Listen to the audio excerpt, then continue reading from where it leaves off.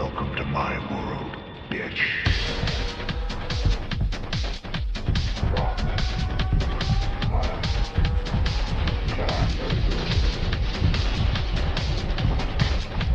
The power of Christ compels you! The power of Christ compels you!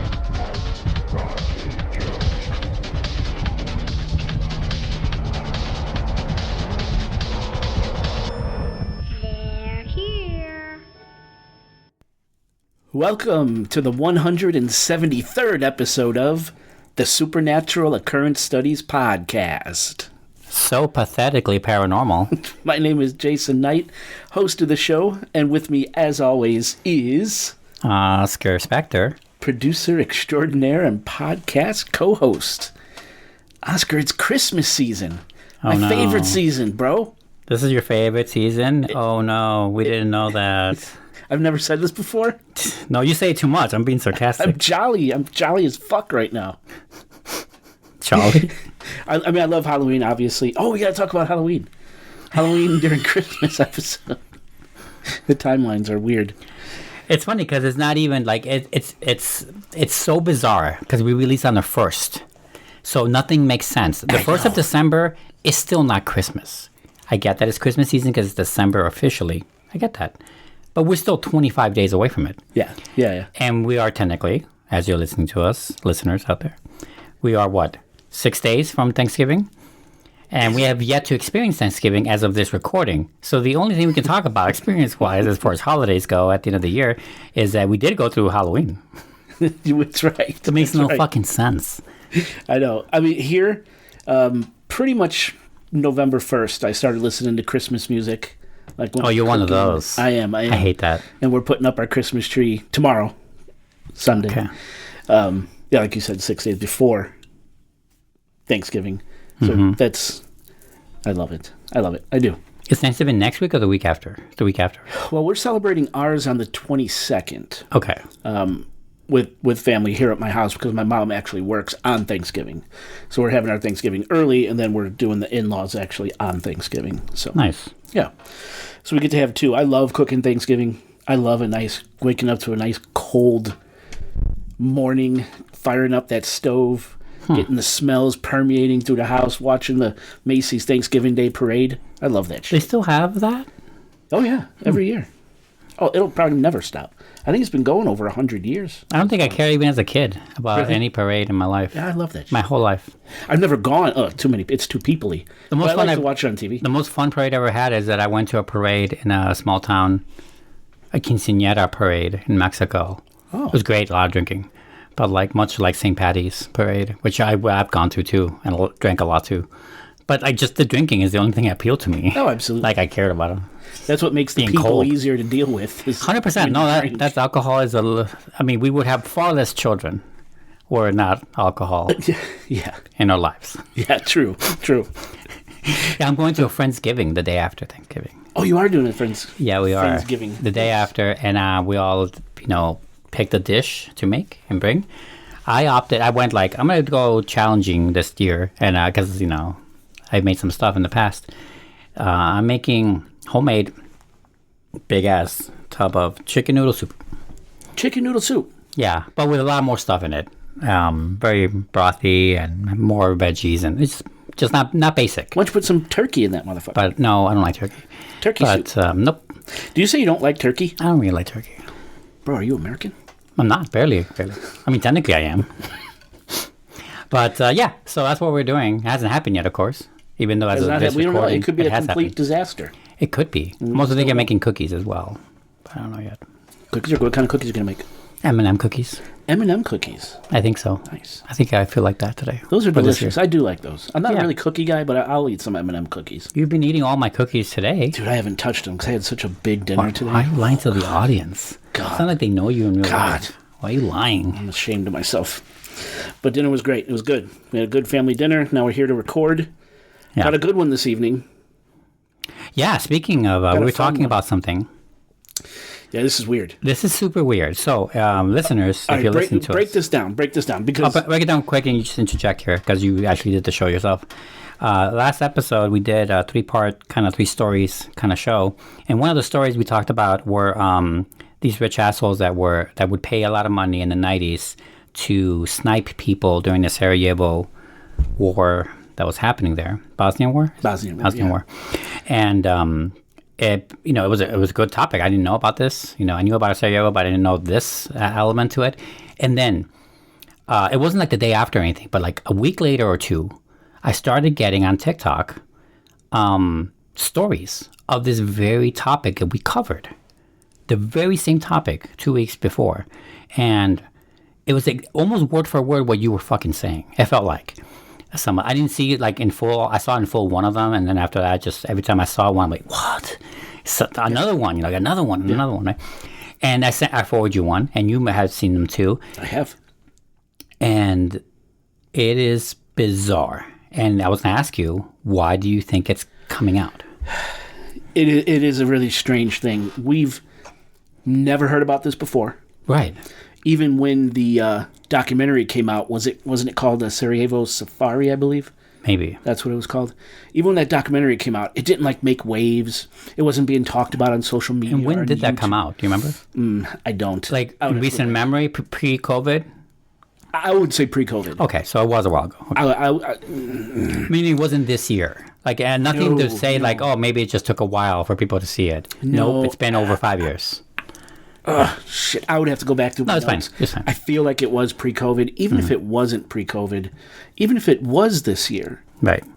I didn't know about it until I literally started researching it. This thing, Right. It didn't make waves. People weren't writing about it and talking about it and all over social media. But all of a sudden, we released that damn episode, and now we're getting kind of bombarded with these stories of the human hunting parties during the Bosnian War. Yes. And big influencers and big YouTube people are now talking about it. Yep. Obviously, it's not us that sparked this thing. We don't get those kind of downloads. It would be nice, but we just don't see the evidence. Right. It would be nice if that were the case, but I just don't see how. To your point off the mics, you said, well, what was the other topic we talked about?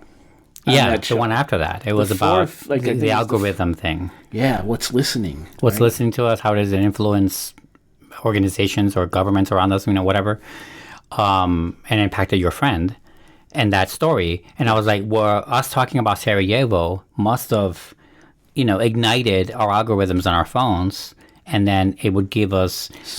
But the problem with that is that it would give us that new stuff right away. It wouldn't wait 2 weeks. Because it waited at least 2 weeks for me. Yeah. It wasn't right away. It wasn't even a week later. It was more than that. You always get them right away. That's true. Or within 48 hours. It's sooner. Yeah, so, it's been a while since we put that episode out. So I was thinking it has to be that we are coincidentally just a good time that we came out with that topic, because there must have been more concrete evidence discovered over the 2 weeks from our show releasing and all this news coverage to elicit this kind of thing. And we just happened to be there at the right time. Yeah. And if we were bigger, everyone would be like, what the fuck, bro? How'd you guys do it? That seems to be the most logical explanation. But I haven't researched the news lately, so I can't say. Yeah, so the clips that I've seen, it wasn't anything whoa, I didn't know that. Right, like a crucial thing. From doing our research, yeah. The only thing I saw, I think it was one that you sent me, was that some of the dollar amounts being thrown around was $90,000. For $90,000, these right, you can shoot a child USD, in the street of Syria. Yeah, you could, that I didn't see that when I was researching. But outside of that, it wasn't anything like... I saw one doing a breakdown of all the different rich people from different countries. Oh. Supposedly. Like names? Like France. No, like France, Italy, United States. They would put all this is like Britain. All these countries that were with the rich people associated with those countries, I guess. They were saying stuff like that. I'm like, what?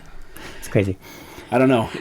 There is a potential other explanation. What is that? Even though this doesn't quite time exactly correctly, but it's really close, Jay, is that with the new and finally the releasing of the Epstein files at the same time that this happens, I wonder if there is something in there that alludes to this. Wow. Or it could be disinformation of some kind. If they push this to hide That to I can distract see. from the Epstein files. I can see the disinformation. Like they've been doing with aliens or with sure. not feeding people with SNAP, or whatever it is. the snap, right? Yeah. Like all these horrible things they're doing to distract us from the real thing that you're trying to hide. The real shit. It could be that. Or it could be that something in that has led to this kind of thing. Because they're really close together, these two news items. Yeah, they are. And That it is. is, so. That's true.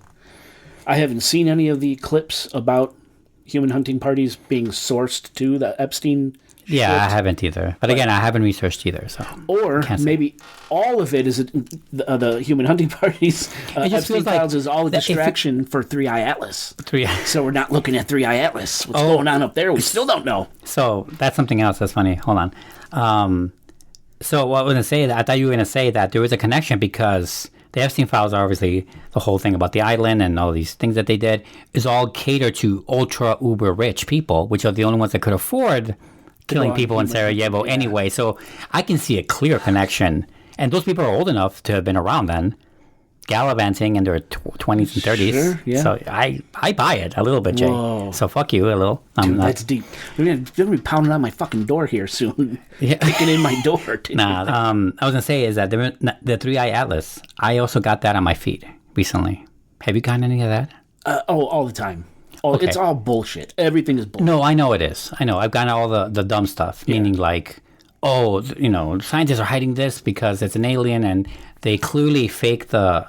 God knows what they're showing. Like there was supposedly the asteroid that doesn't look like this, but they're faking it with this thing that's supposed to look like this. Like it's not true at all. Yeah, it looks like a ship, kind Right. of thing. Yeah, it's Right. No, it's but- making sounds. But now. that also started happening recently, and it wasn't. Oh, what? But I did look that up though, on my computer. That could be it right there. I did look it up on my computer after that show.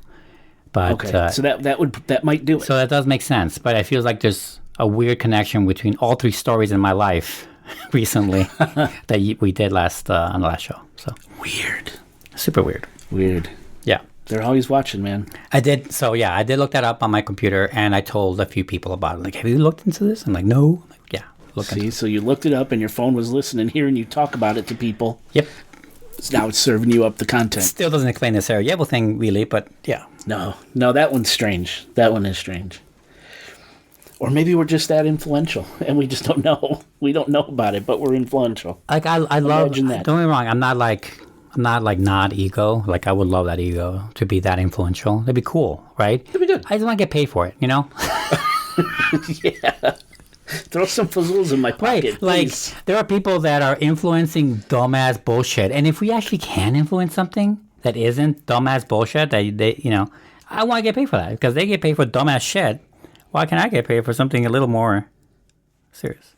That would be nice. A little more good, I feel like we're doing it for free. I feel like we're working for free pretty much. to influence people. I'm like, no, I don't love that. I don't love I that. don't love it either. Right. I need to send an invoice to somewhere. Send it right to Pennsylvania Avenue. Oh, is that the highway house? Yeah. I forgot the address for a minute. Yeah. Halloween. What about it? You have fun? It was fun. Were you drunk? Not really. No, right? Not really. This time you control yourself. Usually, like, you act like a 20-year-old Yeah. when you drink. Yeah, you no, drink no. a lot in excess. Yeah, I feel like I drank enough, but no, I was fine. I also drank enough, but I didn't feel much. No. No. I liked your outfit, cute little Hispanic Mexican Freddy Krueger. It was just Freddy Krueger. That was nice. No cute or Hispanic to We it. don't have to add that to it. Not at all. Just Freddy Krueger. It wasn't Got like it had those Dia de la Muertes, stuff on it. Oh, the skulls, the sugar skulls. Yeah. Freddy Krueger with sugar skulls. Instead of the green cool. and red, you Right. have sugar skulls. Right. That'd be cool. We could do this. We could I like that. put that out there. Yes, I did. I like my glove a lot. It was cool. Yeah. And tons of trick-or-treaters, good food, good drink. A lot of people came by. It did, yeah. A lot of people. People And I got to use my material on them. Oh, yeah, messing with all the trick-or-treaters. I messed with every single one. Dude, those poor girls, you made them do cartwheels to get And they extra did it. candy. And they did it. They did do it. We were also given, like, full-size candy bars and shit. No, you were, yeah. I don't know how the other houses were. I didn't do any reconning, But I imagine your house is probably the best. I would like to think so. I mean, they were taking pictures with everybody, with all of us, and taking pictures of the decorations. Yeah, the decorations. That was cool. Some little kid got into my coffin. I was like, whoa, actually, that's a cool idea. Go for it. I didn't see that. I missed yeah, that. That's yeah. cool. So it I was was just great. there to drink and make fun of your guests. There was a lot of that going on too. Yeah, make fun of all your guests. Did you? I think so. Oh, all right. Didn't you notice that I wasn't making fun of you because I was so busy making fun of everyone else? I actually feel bad for you. I felt like you were being left out. I No, didn't I want was, you to feel I that way. was, I was perfect. I'm like, I can ridicule you, Jay. You can just ask. And I woke up the next day. I felt good. So yeah, it was Oh yeah, no hangover. no hangover. Me either. nothing. I mean, yeah. It was good. Good times. Love me some Halloween. Did your friend T, in case anyone said, did he stay over that night? Yeah. Yeah, he did. Okay. Yeah, he did. He did. Thankfully. That was a far drive. I would have insisted. He asked. I would have insisted because he was drinking kind of a bit in excess. Agreed. But it was good. Ready to get Now, started? Yeah, on to the show. I guess we kind of did our catch up. This is fun. This is a fun one. I like it. Yeah, it's a long one. Ties right into the holiday season. This is great. I have no idea what it is, so we'll find out. Do I know? You didn't tell me, right? I didn't. I don't think I did. Okay.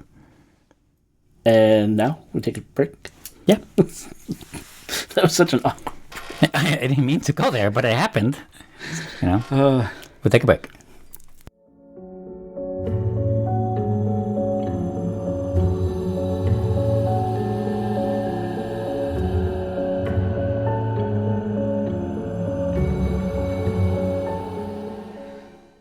Listeners, welcome back to the show.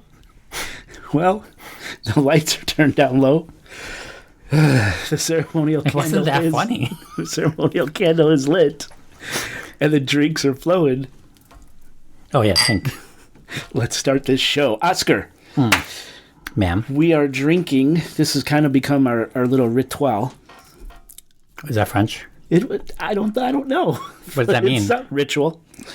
Oh, Kind of become a ritual for our Christmas time episodes to drink our very old Saint Nick 8-year rye. I think you're making this up. I'm positive. I don't think we drank this I swear to God. for the yeah. December show last year. I swear, I'm 90,000% sure. Dude, Is that I will go back on the archives. Listeners, go back to last year and let us know. It is 86 point. It's not even 90 proof. It's like 86.8. You sound so disappointed. 8-year, very old. That's what they consider. You talk you old. talk in such disdain about the lack of proof in that alcohol the same way women look at me when they see my penis. Oh my God! When they unwrap that gift. Right, it's barely wrapped. That's how. I was trying to keep a straight face. I couldn't do it. Oscar. Whoa, zing! Wow. I zing myself. That See how was good. self-deprecating No, humor it's works. It's usually directed at me. All your vitriol, but Yes, I feel like everyone should get their licks. even yourself. Even myself. That's very nice. That's very stand up. I like that. Yeah, That's a mine. that's why I have a mirror. Another one. Oscar, we got a lot to get through. Yeah, we do. But this is fun. Maybe stop fucking around. Well, that's what we're drinking. Oh, okay. The drinks are flowing. You can't just say like, let's get to it, and then I'm like, okay, well, let's get to it. Well, no, I need to drink first. I gotta do another sips. Are you liking it? It's rye. I know you hate rye, but Yeah, I hate rye. it's not a very hot rye because it's only 86 point whatever proof. Oscar, it is Christmas time. A season meant for peace and warmth and wonder. It's cold out. The opposite of warmth. Families gather by the fire. Children watch the skies for Santa's sleigh. But some see something else. Every December, strange lights appear over cities, quiet towns, and empty highways. People lose hours of their lives. They wake with bruises and marks they can't explain and tell stories that sound less like holiday miracles and more like encounters. According to researchers and organizations like the Mutual UFO Network or MUFON, reports of unidentified aerial phenomenon actually spike during this time of year, specifically between December 20th and December 26th. Investigators call this period, the holiday zone. It's a cool phrase. I like that. The holiday zone. It's like Discovery Zone. Remember those? I do. Yeah, the little They're like Chuck E. Cheese playpens, but a little better. Like supposedly more. Yeah, they're still cesspools Of germs? funk and Sure. germs. Oh, I mean, that's every place where children are allowed. That's 100%. Have you been to a school lately? Like my basement with the ink stains on the brand new fucking carpet. Yeah, and the stabbing in your ceilings. Yeah. Yeah. Oh no, there will be talks had after this is done. Why this time of year? Why the holiday zone? Cold winter nights mean clearer skies, better visibility for anything above us. More people are outside after dark, walking off dinner, driving home from holiday parties, standing under starlit snow. Holiday lights, drones, and satellites can play tricks on the eye, while nostalgia, stress, or even loneliness can make the veil between normal and unreal feel thin. Yet the question lingers, is it only our imagination? Or is there something deeper at work this time of year? Because for as long as humans have celebrated the winter solstice, we've told stories of visitors from above. Angels descending to announce births, stars guiding shepherds, heavenly lights appearing in the darkest part of winter. Maybe these stories were never about gods or angels at all. Maybe they were about something else. Something that's been coming here every December for as long as time itself, when the nights are longest and when we're all looking up at the sky, waiting for a miracle. Now tonight I have we'll call it 5 stories of Christmas time encounters. Why'd you say 4 and then 5? Well, because the 4th actual story morphs into my own personal story. Oh, okay. So kind of I'll like one of those VHS movies. Weird Al? Oh, VHS. Oh, the horror movies. I gotcha. That's, isn't that THF or what's it? UHF. UHF. That's what- THF. That's, THC. well, you got it wrong. You thought it was VHS, so. Why were you looking over there? You looked weird. What happened? No, nothing. I was looking at the waves, but I have to. You mentioned the lights before. Yeah. No one knows about this inside baseball. We have the extra lights on right now, and they were giving off a glare, and I couldn't see the wavelength, so I went over here to look at it better. That's I all thought it you is. saw something weird down here. No, I mean your son's vitriol. That's really it. So, the first story I have tonight is, I'm calling it The Christmas Visitors, Whitley Strieber's Encounter. Do you remember Whitley Strieber? Oh yeah, I went to school with him. The motherfucker owed me $5. At least. Now, bro, you'll know who this is here soon. Now, Christmas time. A time for warmth, family, and stories told by the glow of a winter fire. But not all Christmas tales are of joy or peace. Some are warnings. Some whisper of visitors that don't come down chimneys, but instead through the walls, the windows, and the hallways of our own memory. We'll begin with the story of Whitley Strieber, best-selling author of The Hunger and The Wolfen, a man who made his living imagining monsters until one night he met them himself. It was late December 1985. Strieber and his wife, Anne, had escaped to their quiet cabin deep in the snowy woods of upstate New York, in the Hudson Valley region near Pine Bush, an area already known for strange aerial phenomenon. The place was remote, surrounded by frozen trees and silence, just the way Whitley wanted it, a perfect retreat for reflection, writing, and rest after the holidays. But even before the night of the encounter, before the visitors came, he would later write that the air itself felt wrong, almost charged, as if the forest was waiting for something. How this feeling would ring true. Then came the noises. Not gentle, charming creaks of an old cabin, but something alien and mechanical. In Communion, the book he wrote to document his experience, Strieber described it as a series of electronic pops, like a Geiger counter going off in the walls. That's a quote. But sometimes the noises came when the forest was dead silent.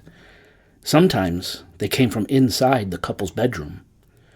The lights flickered, the power hummed, the air thickened. And at night, both Whitley and Anne had the same feeling that something unseen was watching. Now do you kind of know what this is when I said communion? Yeah, when you said communion, I remember the movie. Isn't that the Walken? That's the author. That's what Christopher Walken. Yeah, that's the movie, right? With him in it, yeah. And then came the night of December 26th, 1985, the night after Christmas. Strieber woke abruptly in his bed to what he called a low mechanical whirring, like the sound of breath trapped inside a machine. He was paralyzed, his body frozen, eyes wide, mind fully awake. He later wrote in communion, "I was not dreaming. The room was real, the cold was real, and I was no longer alone." He sensed them before he saw them. The room filled with the smell like wet cardboard, distinctly non-human, yet organic. And then from the darkness, figures emerged. Small, broad-shouldered, roughly 3.5 feet tall. Quote, "Their bodies looked compact, dense. I could feel their presence before I could see their form." End quote. Their faces were wrong. They had huge, hairless heads, black liquid eyes without emotion. In communion, Strieber would write, "The eyes were the worst. They were not human eyes. They were something else, ancient, endless, filled with a kind of intelligent emptiness." They wore tight blue suits that shimmered faintly in the dim light. No seams, no zippers, like their skin and clothing were one. One being seemed to lead the others. Strieber called it the Master. It didn't threaten him. It didn't comfort him. It only watched with what he described as a cold curiosity that was neither kind nor cruel. Of this being, Strieber wrote, "The face was concentred, powerful, so mesmerizing that it was at once dreadful and wonderful to see." He tried to scream, but no sound came. With surprising strength, the beings lifted him from his bed and effortlessly carried him, not through the cabin door, but through the air itself. He would say, quote, "The hallway folded around me, like I was being walked through the inside of a dream that forgot what a house was." Strieber then slipped into unconsciousness. When consciousness returned, he was in a circular metallic chamber, faintly blue-lit from nowhere. He described the air as sweet and metallic, full of ozone and a smell like wet cardboard again. In the center of the room stood a table of smooth metal, an examiner's table. He was placed upon it, still paralyzed, still aware. A long, needle-like device descended. He felt a sharp, burning pain in his temple, then a flood of images, emotions, entire histories compressed into seconds.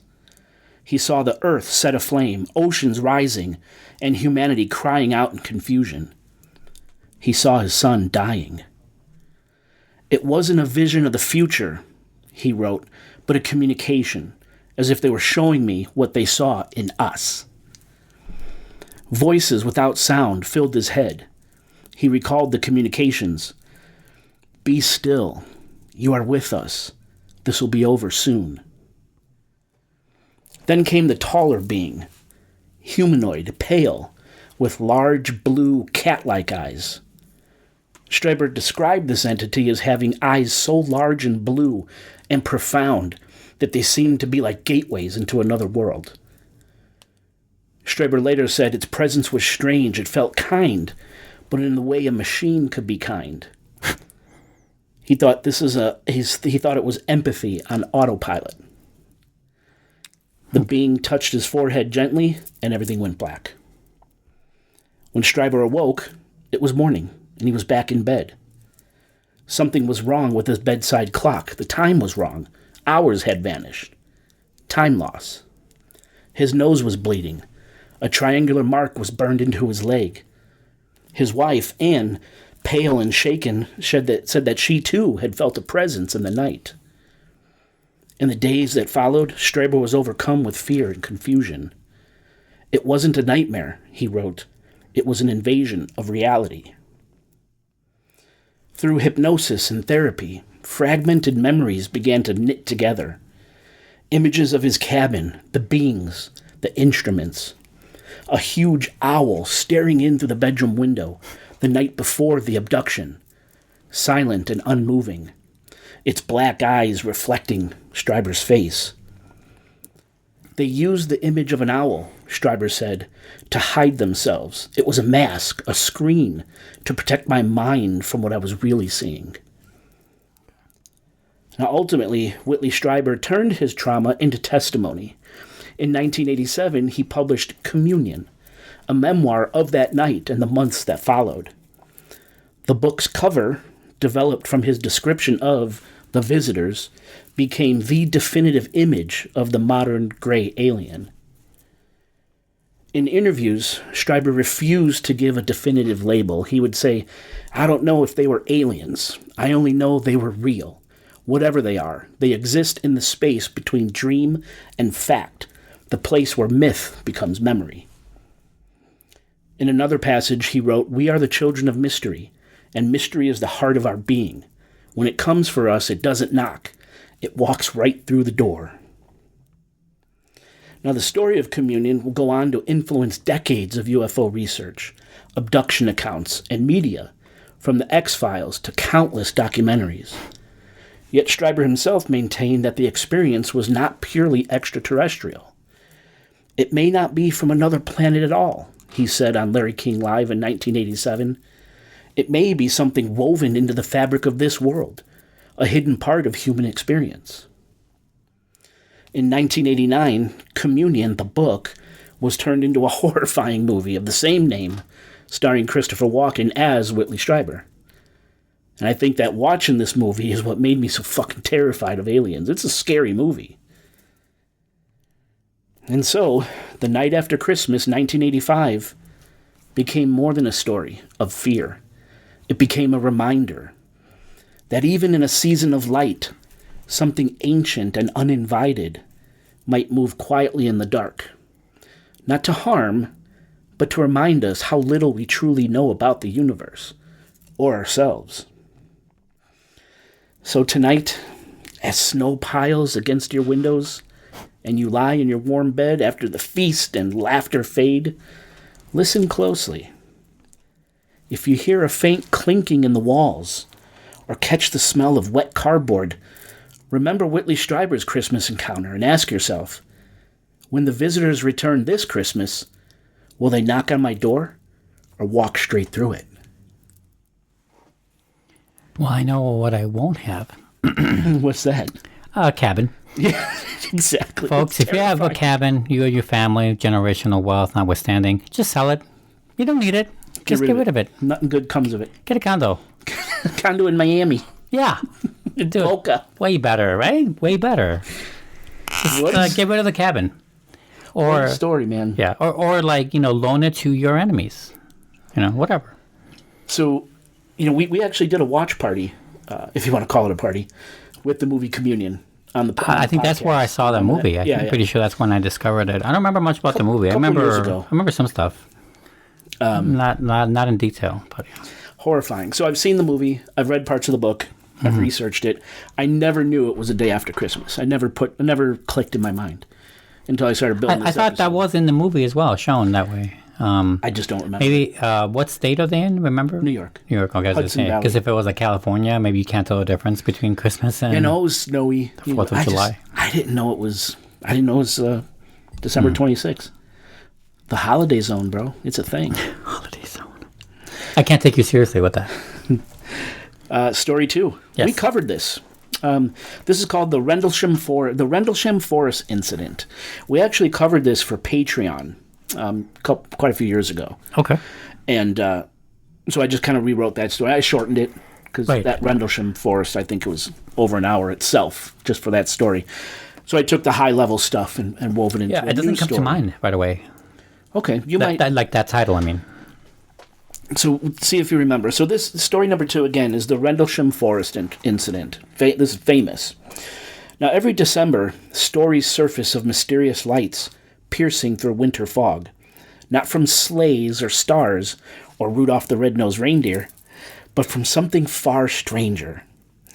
One of the most famous of these Christmas UFO encounters unfolded in Rendlesham Forest, England, just after Christmas in 1980. It remains one of the most documented UFO cases in history, often called Britain's Roswell. So again, it was just after Christmas 1980. England's Suffolk countryside lay wrapped in white fog, the air cold enough to turn breath to smoke. The twin American Air Force bases of RAF Bentwaters and RAF Woodbridge, run by the United States Air Force, right, were quiet. Most airmen were off duty. The base was lit with muted red and green Christmas lights strung across barracks windows. It was supposed to be a night of peace. But at around 2 a.m. on December 26th, odd, right, December 26th, Yeah. the security police at the east gate of RAF Woodbridge, which, by the way, RAF, Royal Air Force, RAF, that's what it stands for. Oh, A. I heard E. Oh, I'm sorry, yeah, RAF. Makes sense now. Royal Air Force Woodbridge, noticed something cutting through the dark forest. A brilliant cascade of red, blue, and white lights descending into the trees. It wasn't fireworks or flares, and one guard radioed that it looked like a plane had crashed. The shift commander immediately dispatched a 3-man team into the forest to investigate. That team included Staff Sergeant Jim Peniston, Airman First Class John Burroughs, and Airman Edward Cabansag. Cabansag. Cabansag. That's what it is, Cabansag. They drove through the base perimeter, out the gates, and into the dense Rendlesham Forest. The woods were eerily quiet. No birds, no wind, just a dull humming that seemed to vibrate through the air. As they approached the source of the lights, their radios crackled with static. The forest floor was glowing. Airman First Class Peniston would later describe seeing a triangular craft, metallic and smooth, about 3 meters across and 2 meters high, standing on 3 landing legs. The surface reflected the red and blue lights like liquid glass. Staff Sergeant Peniston said he moved closer, while Burroughs stayed back. The air felt electrically charged. Peniston reached out and touched the craft. It was warm, much warmer than the December air, and felt almost alive, as if faintly vibrating. On the side of the craft, he noticed these strange symbols, shapes resembling ancient hieroglyphs or binary runes. Peniston sketched these images into his notebook before the light around the craft intensified. The object suddenly lifted silently above the trees and accelerated away, vanishing in seconds. The men stood frozen, their radios useless, their hearts pounding. They returned to base, pale and shaken, reporting what they'd seen to their superiors. At dawn, a follow-up team investigated the site. They found 3 triangular depressions in the ground, exactly where the craft was said to have landed, each about 1.5 inches deep. The surrounding trees had burned and broken branches, nearly 20 feet up, and radiation readings in the indentations in the ground were higher than the background average. Local police were called in, but they dismissed it all as nothing more than lights from the nearby Orfordness Lighthouse. There was a lighthouse off in the distance called the Orfordness, this ancient lighthouse. It was about 5 miles away on the coast. But those who were there, saw this thing, disagreed. The lighthouse beam couldn't explain the scorch marks 20 feet up in the trees, the triangular imprints, the radiation, Right. or the way the radios failed. Yeah. Although it seems like radiation, would that affect the radios? I would say to agree. Maybe. I would think so. Right? I kind of feel like it would. But it's not just electrical like storms or like... No, I think radiation could interfere. Right? Scientists, if you're out there listening, let us know. Could that happen? Yeah, and are you listening to a supernatural show? It seems like that's very anti-science. Our science. Yeah. Now, for 2 days, the base hummed with rumor. Then on December 28th, events escalated. Lieutenant Colonel Charles Holt, the deputy base commander, heard reports that the lights had returned to the forest.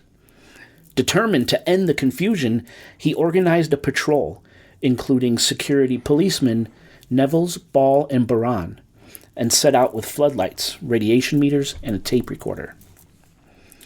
What Holt captured became the famous Holt tape, 18 minutes of raw, real-time audio of a UFO investigation. And you could still hear it today. The crunch of boots in the frozen soil, the men's voices rising with the excitement and disbelief when they actually see something. And I left a link to a transcript of the Holt tape in the episode show notes, as well as pictures of what this Rendlesham UFO should look like. So listeners, definitely check out the show notes. Read the transcript. It's crazy. And again, on the tape, in real time, Holt describes finding the same triangular landing marks, then watching a glowing red sunlight object move through the forest. So it kind of looked like a sun, glowing red, moving through the forest. He said it pulsed and appeared to drip molten metal. At one point, the men shout that it's coming closer, darting between trees as if aware of their presence. So it had an intelligence. The object then shoots skyward. It stopped over Woodbridge, Holt reports on the tape. Moments later, he says, now it's coming this way. It's beaming down light. Beams of light stretch down from the object to the ground. One of them, according to Holt, lands right near their position, this beam of light. And back at the base, security personnel on duty at the weapons storage area radioed that a beam of light had descended into the compound. They feared a security breach. And years later, witnesses confirmed to their superiors that their superiors ordered them to remain silent about this incursion into the base. And by dawn, the lights were gone. The men returned to base with radiation readings, photographs, and recordings, but few answers. Holt typed a formal memo to the British Ministry of Defense titled Unexplained Lights. It summarized the sightings at Rendlesham from December 26th to the 28th, noting the physical evidence and multiple witness statements. Now, that memo, later released under the UK's Freedom of Information Act, became one of the cornerstone documents of modern UFO research. But the Ministry of Defense quietly filed it away, concluding that the incident posed, quote, no threat to national security, and no further investigation was conducted. And over the years, this story has refused to die.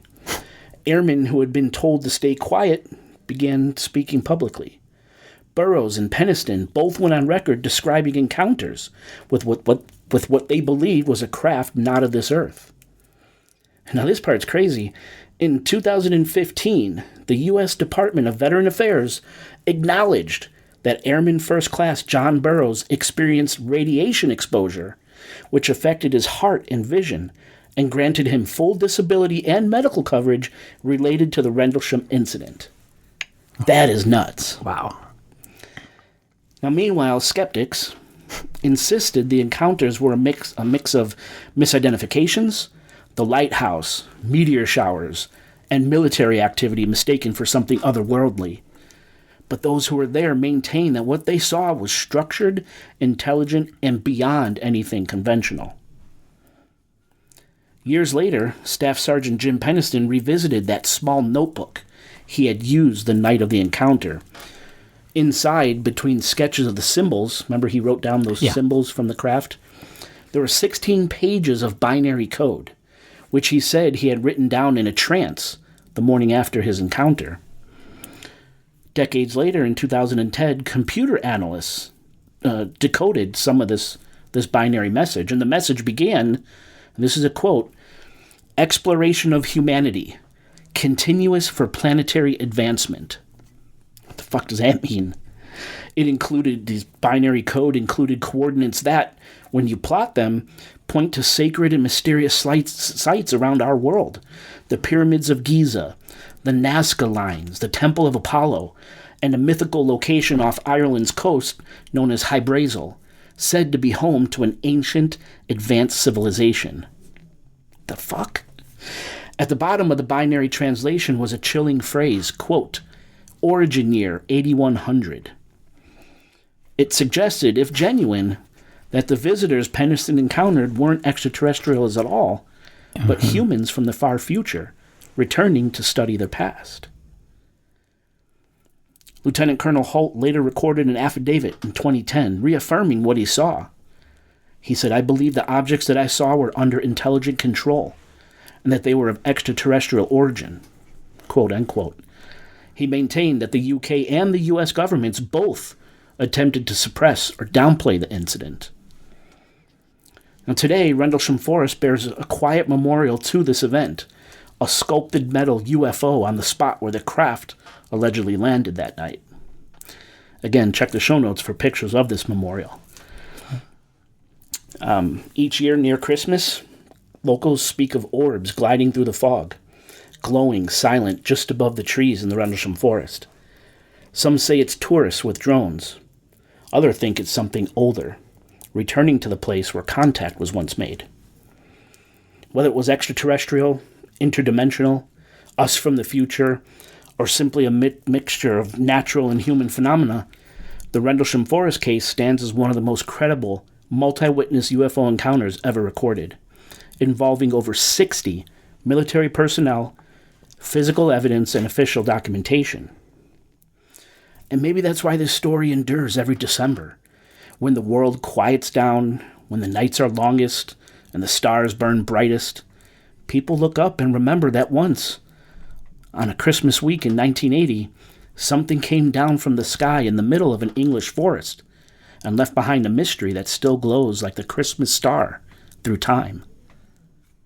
Do you remember this story now? Nope. So I remember the RAF. What's it called? Bentwaters. Bentwaters. And Woodbridge. Woodbridge, that's the one. I remember that one. I was trying to remember. I was like, any details are jumping at me. I was thinking about it, and the RAF thing reminds me of it because it's so specific, like that acronym. Yeah. It's kind of popular. I think I brought it up once in a story, so maybe that's where it's coming from. Woodbridge sounded familiar. Not familiar enough for me to remember this story, though. Yeah. It's been a while since we've done it. I guess so. But, I mean, it's... But usually, like, you know, when you watch a movie that you think you haven't seen, and then you realize pretty quickly, oh, I've seen this before, when you start watching it, I would think that I would remember it. Still, I guess, like, no, I still didn't. That's all right. Now, this next one is one that I'm surprised we haven't covered. Like when we talked about we did that UFO, the 3-part alien episode and stuff. That's the one where we did with the Washington coverage? Or was that a different one? The state. It must have been a different one. We did UFO alien stuff about an island off of this in Washington. I forget the name of the island. Oh, that was the actual... Is that the same one? Is that the 3-part thing? Yeah, okay. yeah. Oh, man, it's... I remember that one, I think, because I researched that part. Slipped in my mind. Oh, that was your research? I think that might have been. Gotcha. I know the incident. I just can't think of... Yeah, I remember the donuts in the air. That's what it was. About the guy. It was dropping... Yeah, on him and his son on his boat. Killed his dog in the boat. Yeah, something like that. It was dropping like parts. It was like hot metal pieces. Yes. Mm-hmm. UFO was falling apart. Yeah, that's it. Well, this one's kind of similar. Nothing drops like and kills people, but... Yeah. So this one, this is a third story. This is the Kecksburg UFO incident. Kecksburg, Pennsylvania. How do you spell that? Kecksburg. Okay. Huh. Kecksburg. It's weird. It is kind of strange. So this was evening of December 9th, 1965. As families... You were born, like, that year. That's my birthday. Yeah. As families prepared for the holidays, the skies over the American Midwest and Ontario, Canada, were torn open by a brilliant otherworldly light. Thousands of people looked up, not to see the Christmas star, but to see a massive fireball, far larger and slower than any typical shooting star, streaking across the late afternoon sky. It was seen from at least 6 different states and produced sonic booms that rattled windows. But this was no ordinary meteor. Witnesses reported it made strange, controlled turns, as if guided by intelligence, before disappearing from view. Like a missile. Kinda, yeah. In the small, quiet town of Kecksburg, Pennsylvania, the phenomenon became terrifyingly immediate. Residents heard a loud, crashing thump that shook the earth. Windows rattled in their frames, and the very ground beneath their feet trembled as if something immense had struck home. They saw wisps of strange blue smoke rising from the nearby woods, and they reported a peculiar odor, like burning sulfur or high-voltage electricity. Something not of this world had fallen. Something had crashed, and the local volunteer fire department was among the first to respond. What they found in the forest was seared into their memories. Firefighter Bill Bluebush and others described an object unlike anything they had ever seen. It was not a charred rock, but a manufactured craft, shaped like a giant acorn or a bell. Roughly, they described it, the size of a Volkswagen Beetle. It was a big thing. Yeah, I mean, depends what year, but still. Yeah. Well, this is in 1965, so... Oh, yeah, you're right. They said that this thing was made of dull metallic material, seamless and featureless. What does dull mean in this case? Like not sharp? Is that all they mean? Okay. Okay, that's what they mean. Yeah. Okay. Like a dull. Yeah. I was thinking like a reflective. sharp sword, dull sword. That's what I was thinking. Like how? Oh, that dull. No. Yeah. Dull is. That's what I imagined shiny. when you said. Okay, Yeah. now I'm back on board. Okay. So this thing was dull metallic material, seamless and featureless, save for a band around its base, inscribed with these strange hieroglyphic-like symbols. Mm-hmm. Again, we're seeing this just like in the Rendlesham Forest incident, these hieroglyphs. The object was partially embedded in the forest floor, a result of the crash landing, and it gave off a faint, eerie blue glow. These initial reports would ignite a mystery that would burn for decades: the Kecksburg UFO incident. Now, the official response was swift and severe. Within hours, the scene was transformed. State police were joined by what witnesses described as U.S. Army personnel, who swiftly cordoned off the entire area. The local firefighters and curious residents were told to leave, get out. The military asserting it was just a meteorite and there was nothing to see. But their actions betrayed their words. The area was locked down under a veil of secrecy. Witnesses observed a large military flatbed truck being backed into those woods. And later, that same truck was seen leaving, carrying a large, tarp-shrouded object, the same size and shape as that acorn-like craft. The sequence was clear: crash, obstruct, and remove. Crash landing, obstruct from view from the public, remove the debris, the item. The cover-up then moved to silence the press. A guy named John Murphy, this kind of tenacious reporter for a local radio station over there in Kecksburg, WHJB, he was one of the first people on the scene, and he got to interview witnesses and take photos of the object before the military arrived. And he also recorded an explosive news report detailing the object and the military recovery. But before the report could air, two men in dark suits, identifying themselves as government officials, visited the radio station, visited John Murphy. And after a lengthy meeting with Murphy, that story was gutted. The broadcast version of his story parroted the official nothing found narrative. After this meeting with the men in dark suits, were they the men in black? Right. Murphy's wife and friends said that he was a changed man, becoming withdrawn and nervous. And while vacationing in California a few years later in 1969, Murphy was killed in a mysterious, unsolved hit-and-run accident. He was crossing the street and a car ran him over. This sounds familiar to me. Adding a dark, tragic coda to the silencing of the Kecksburg story. And afterwards, it was discovered that Murphy's notebooks, tapes, and photos from the Kecksburg incident mysteriously disappeared. No, just that this is something really familiar. It sounds like that one guy going back to that story that we couldn't think the name of about, with the flying donuts hitting his dog. Didn't he have a friend that kind of betrayed him? Kind of like the Men in Black were mentioned in the story as well. Unnamed people in suits just taking over shit. And that his friend got a hold of some evidence and used that as leverage to get himself a job with them. Do you remember any of this? With the Men in Black? Yeah. No clue. That might be a movie you've seen, bro. No, it wasn't. It was about this. It was like the same, not this story, but it's a lot of details sound very similar. Enough where I'm half remembering right now. So obviously I don't have anything concrete. I just noticed there's like a teddy bear on top of that bottle. On top of my whiskey collection. Yeah. Oh yeah, right there. Yeah. Is that part of the bottle? Nope. Okay, good. And so I can't give you anything concrete, but it's like really triggering familiar. something. Yeah, it's triggering something. It's not a movie. Oh, if you think of it, you could piece it together. Now, the official narratives meant to explain away the Kecksburg object have always been plagued by inconsistencies, crumbling under the slightest scrutiny. Scientists initially blamed a bright bolide, which is an exploding meteor, but this couldn't explain the object's reported controlled flight. Remember, eyewitness reported seeing the object maneuvering on its own as it was coming down, changing course, slowing down, and even doubling back on its path. Meteors don't do that. Right. The official explanation from the Air Force and NASA pointed to Cosmos 96, a Soviet spacecraft bound for Venus that met a fiery end. This explanation also unraveled quickly. Evidence showed a catastrophic launch failure had caused Cosmos 96 to disintegrate over Canada on a trajectory and timeline that could not possibly have ended in Kecksburg.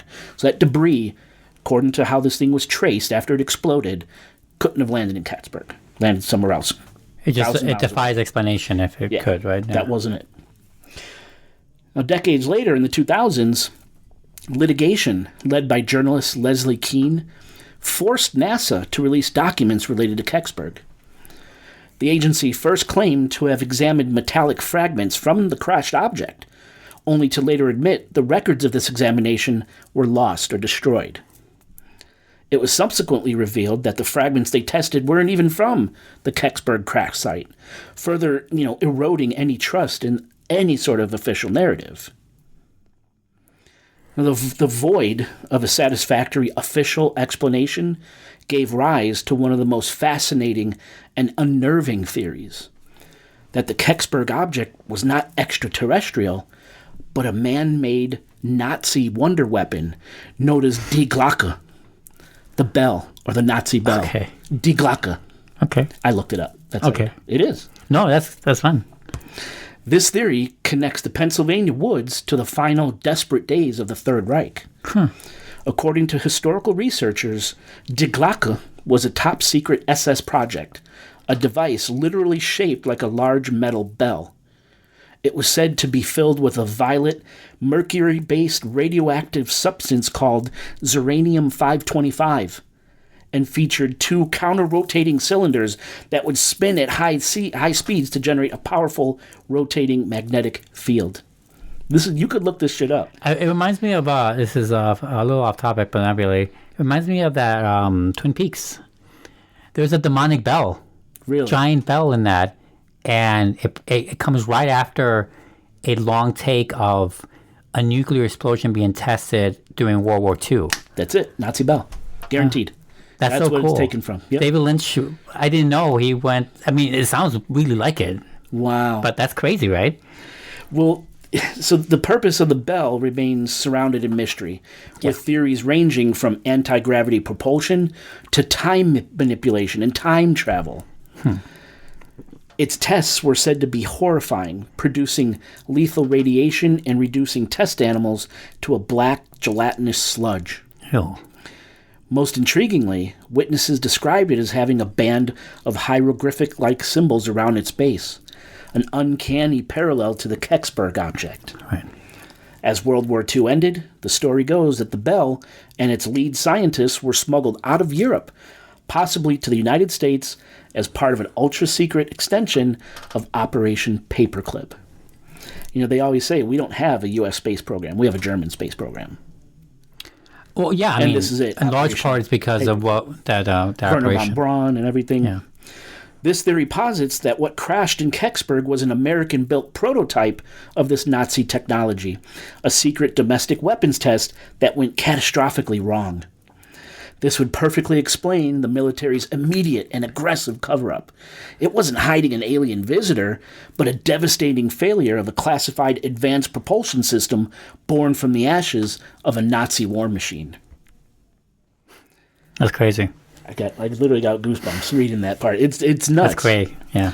In the end, Kecksburg is more than a UFO story. It's a permanent question mark. It persists in pop culture, enshrined in an annual festival and a full-scale acorn-shaped model at the local volunteer fire department. It's kind of like Roswell, right? They have all these festivals and tourism around this event. It is a story woven from verifiable witness accounts, obvious government smokescreens, and compelling competing theories. Whether it was a Soviet probe, a rogue meteor, a Nazi-derived time machine, or a visitor from another world, the truth was hauled away in a flatbed truck that December night in 1965. The Kecksburg incident endures because it represents that fleeting moment when the unknown touched down in our world, leaving behind not proof, but a profound and enduring mystery, a ghost story that continues to flicker like a strange blue glow in the winter woods. And check out the show notes. I have a picture of what Kecksburg UFO is supposed to look like, or the shape. Model, the right, model that yeah. they have out there, the statue they have out there. I guess that's in the show notes. It's pretty cool, pretty interesting. Yeah, it's it takes a detour a little bit. It took a right? hard Go- right go on that ahead. one. Hard Well, right. some people's. Oh, and you raised your hand too. I did bro. not raise. Why are you saying that to the You- audience? They can't see me. That was I good. can't prove it. That was good though. That was good. Hard right? Yeah. You didn't have to raise the hand though. I didn't raise the hand. Guys, he's exaggerating. I would never do that. Do you want God. more whiskey? You okay? No, I'm good. Although I would say, though, does airing it out make it feel like duller? Airing definitely changes. It could change the taste. Yeah. But this one's more noticeable than previous bottles you have in here. Oh. Is that weird? I think it's the proof. The proof is low. It's not a high proof. You're so mad at the proof. Well, they're like ancient age, 8 years. 8 years. Well, back then they didn't need much. Even though I guess not. Even though you think that they would drink more in the old, like back then, you think of your dad and your dad's dad, they drank a lot, right? Yeah. So they can take a lot. But no, it doesn't mean. It just means that they have to go through 2 bottles for us to get what we get in 1 bottle. This is true. So Hard right. Okay, this is the 4th story that's going to morph into a 5th. This was yeah. story number 4. UFOs or Santa in the skies over Wisconsin. Oh, okay. I already know the connection. It began with the flash in the headlights, a blur of white that made our witnesses, Kim and her husband, think of a barn owl. Then it happened again, a flash of white up in the distance. Owls were a logical assumption on the remote country roads of West Bend, Wisconsin, surrounded by cornfields and silence. But then it happened again, and when they focused on the sky, logic began to unravel. It was December 1st, 2022, just after 10:47 p.m. Central. The couple, driving home from dinner, saw lights descending from the low, overcast sky. Not just hovering, but diving down, tracing the path of their headlight beams before shooting back up into the sky and vanishing. It was a silent, 3-dimensional ballet of something utterly unknown. Kim pulled over. Her hands fumbled for her phone. What she recorded would soon become the centerpiece of a mystery that would grip a community. Holy shit, what the hell is that? A voice could be heard whispering on the video, a mixture of awe and disbelief. On the screen, a cluster of luminous orbs moved with impossible grace, gathering and then zipping away at breathtaking speeds. That's awesome. Come on, show us more. But Kim and her husband weren't the only ones watching. Roughly 5 miles away, in a town called Fredonia, Wisconsin, at nearly the exact same moment at 10:50 p.m. Central, a man named Ken, a former police officer, was walking down his driveway to check his mail. The night was starless and still, the kind of cold, quiet emptiness that defines a rural Wisconsin winter. Then he saw them, up in the sky, a group of lights dancing like fireflies the size of dinner plates. They darted and swirled, playing a silent, whimsical game of tag against the backdrop of the clouds. Ken pulled out his phone, and as he began to record, the phenomenon escalated. A wave of light streaked directly over his head, so fast that it was over in a second. Then seconds later, a second, slower wave of lights followed. In a moment that would later be analyzed frame by frame, a fifth light suddenly shot into the formation, sliding into an empty space as if joining a pre-arranged squadron. 2 witnesses, 4 to 5 miles apart, 2 videos, same mysterious lights. When former FBI agent turned TV host and paranormal investigator Ben Hansen and Brittany Barbieri, the lead cryptozoologist on Discovery Channel's Lost Monster Files, when they reviewed the 2 videos side by side, the similarities were unmistakable. It was undeniably the same event, captured from 2 different vantage points. The timing synced to the second. The 2 wave of lights, the strange fade in and fade out, the sudden appearance of the 5th orb, it was all there. From that moment, the investigation kicked into high gear.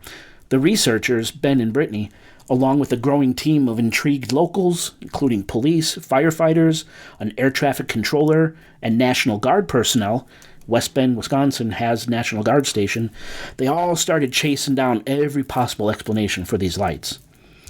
But all logical theories fell apart, one by one.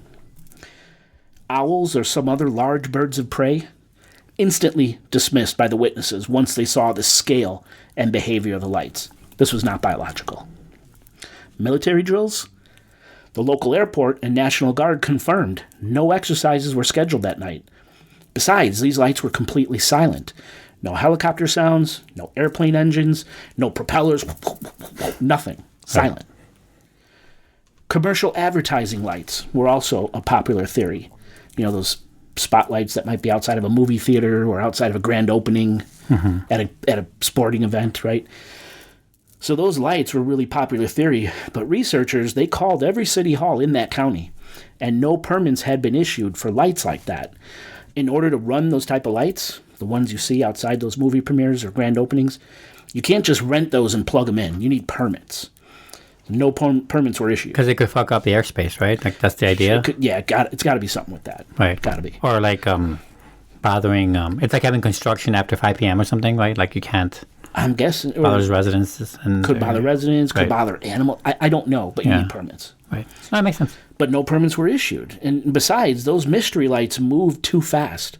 They showed no visible ground-to-sky beams, like anything you could trace down to the ground, and their behavior didn't match any known advertising technology. As one of those researchers put it, what are you advertising, a cornfield? There's nothing there in these towns. Right.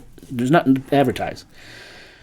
Then the plain old hoax theory was also tossed out pretty quickly due to the complexity of coordinating such a display over miles of farmland for just a few minutes.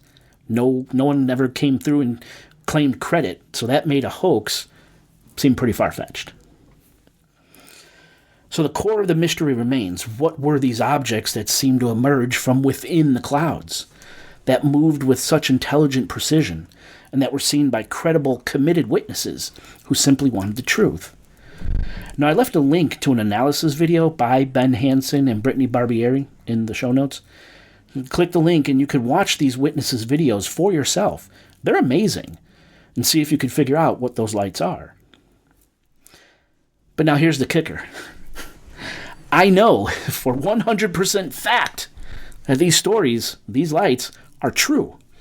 because my wife captured on video the exact same thing, the exact same lights in the night sky over southeast Wisconsin on December 24th, 2024, Christmas Eve, just last year. Mm-hmm. Do you remember? I remember this. Yep. That's why I knew the connection when you mentioned Santa in the sky, whatever. Yes. Exactly. Let me tell you how excited I was to come across other people seeing those same things, other people analyzing the exact same fucking thing we recorded. Agreed. And again, go to the show notes because our video is up there as well. What we recorded just last year on Christmas Eve. Now, listeners might remember that we talked about this in one of last year's Christmas episodes, but I guarantee people out listening right now, they have no idea that we experienced this. And I literally just found out that there were other witnesses to this same type of thing back in December 2022. Now, again, check the show notes. I left a link to our lights. The video's a little long, but trust me, it's worth it, especially if you sit towards the end. It gets really weird. So, just a little background on our story. It was Christmas Eve, 2024, and my wife and I and the kids were driving through Kenosha, Wisconsin, heading home from my in-laws' house from our Christmas dinner.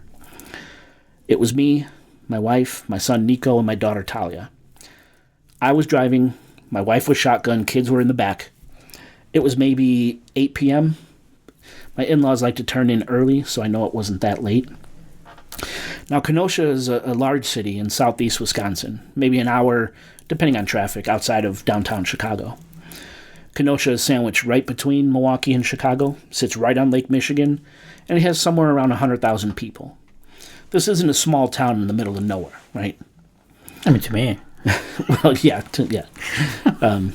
So, yeah, we were driving east on Highway 50 when my wife noticed these strange lights in the sky, and she mentioned it to me, but I didn't see anything while I was driving. Then she saw them again, and this time the kids saw them too. So I think I slowed down and I started focusing on the sky, and sure as shit, I saw them. These big, bright, white lights dancing in the sky. Appearing, disappearing, rotating, flashing in some kind of sequence. It really reminded me of like car headlights, like cars were up there in the clouds with high beams on, and they were driving around. And that's the thing, the lights were shining straight out of the clouds. Nothing coming up from the ground, no beams shining up, from ground up. Mm-hmm. It was like the sources of these lights were hidden in the clouds. And we drove around for a long time trying to find a source for these lights. We never found a thing. I'm telling you, it was the craziest thing. And to find out that other people captured the same phenomenon in December. Unbelievable. Yeah. So listeners, who knows? Maybe the Christmas star or the Star of Bethlehem was a UFO. Maybe Christmas lights remind us subconsciously of the visitors that come in the dark during the Christmas season.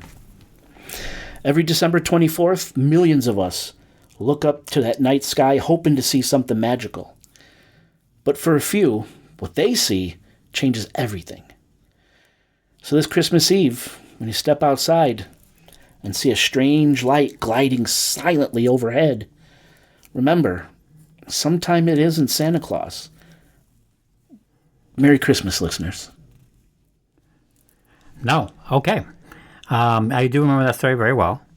And I don't have anything to add necessarily because I kind of knew already. But despite the fact I didn't know the other people. You mentioned earlier, I should have mentioned this earlier, but there's no break in it to mention it. It's more of a bit. Fredonia, Wisconsin. Fredonia, yeah. Yeah. You know what it reminded me of? Huh. It's Fredonia, the fake country from the Marx Brothers movie, Duck Soup. How the fuck did you know that? Because it sounds just like it, Fredonia. Now, there's no extra E, it's Fredonia. It says Fredonia. Fredonia, yeah. Yeah, but it's so close. I was like, I thought you were making shit up. That's my point. Because it's a made-up country. No. There's no Fredonia. There's But that's the made-up country in Duck Soup that he is a dictator of or whatever. I think it's amazing that you know that. I think, Really? yeah, I don't know how. I mean, I assume it's popular. I mean, Marx Brothers, I don't think they're popular. I mean, with old people like you, sure. Frick you. I guess it's popular with cinephiles. Maybe that's what it is. Well, it's cool that you knew that, but no, Fredonia, I've never heard of it. That was the first thing I thought of. I had to look it up to make sure I was hearing, because I was watching a documentary. It's like are you going to Lake Watanabe, Like, you wouldn't immediately assume that's real. Sounds made up, like Fredonia. Watanabe.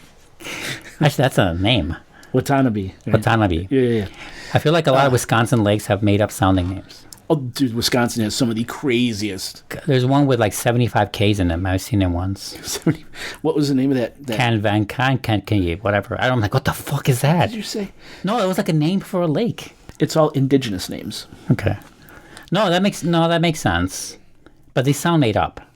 And I don't know why. But Fredonia, is that also indigenous? No, right? I don't know. That I don't know. That's also Never made heard up. of it. I had to look it up. Sounds fake. I thought you were joking. I was watching a documentary, kind of little story put together about this 2022 incident of the lights in the sky, and I heard the name, and I literally just typed it into Google phonetically. I have a question. And it came up like, oh, Fredonia. Yeah, I do have an insight now. Question: do you think next year, because it seems like it skips every 2 years, do you think next year there'll be some more? The end of 2026. Yeah. Bro, I don't know. Right?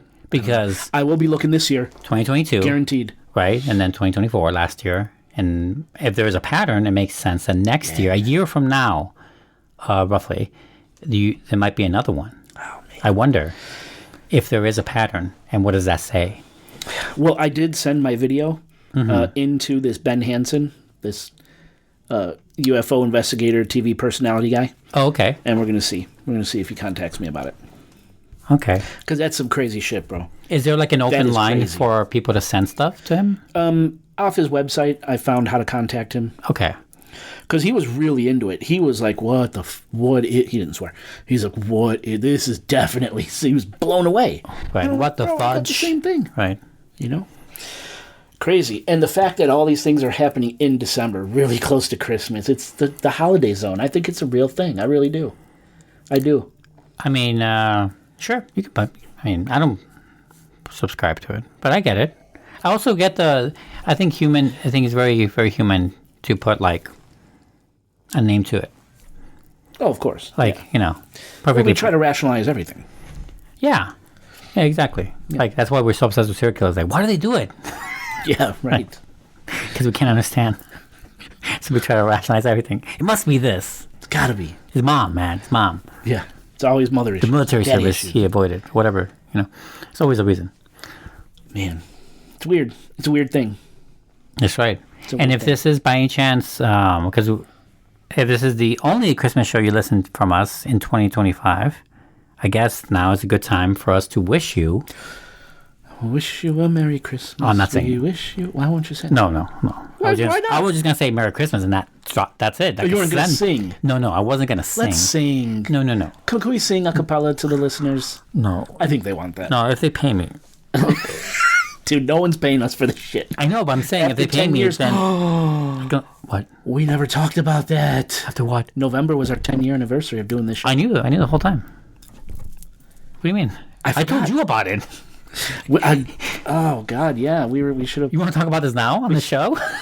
Happy 10-year anniversary to Yeah. the Supernatural Occurrence Studies podcast. I thought you We've been were doing going... this for fucking 10 years. Yeah, we are. I can't believe you... I thought it was on purpose. You forgot?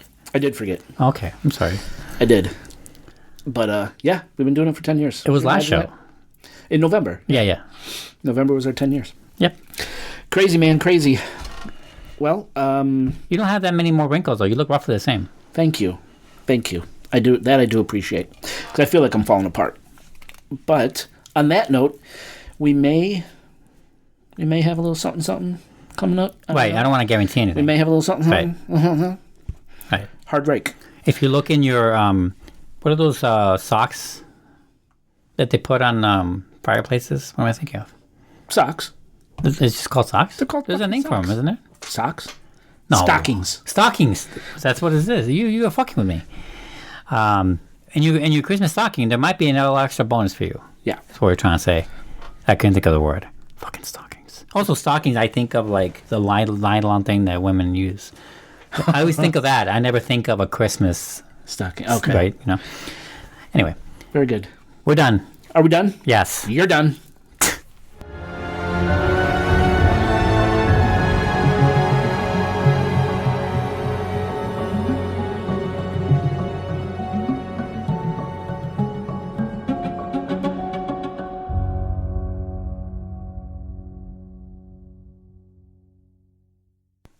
Bro, I can tell you. Yesterday I went to a rave, right? Yeah. Over on...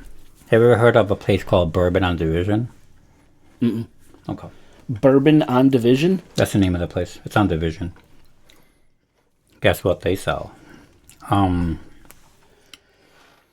a 3-floor rave, right? And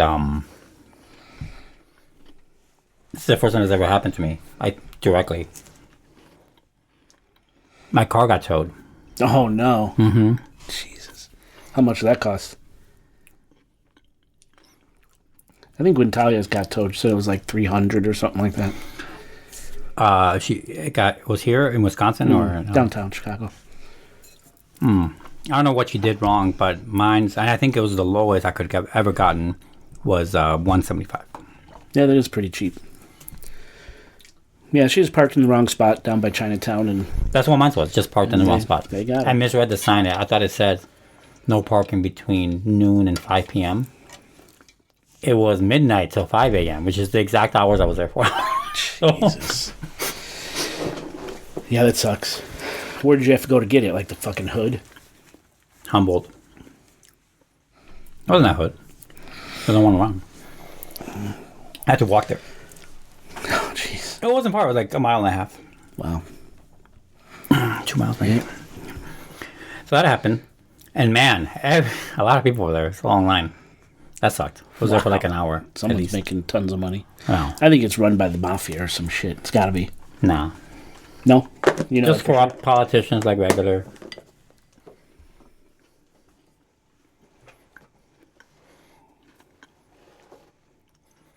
The mob is much more toothless these days.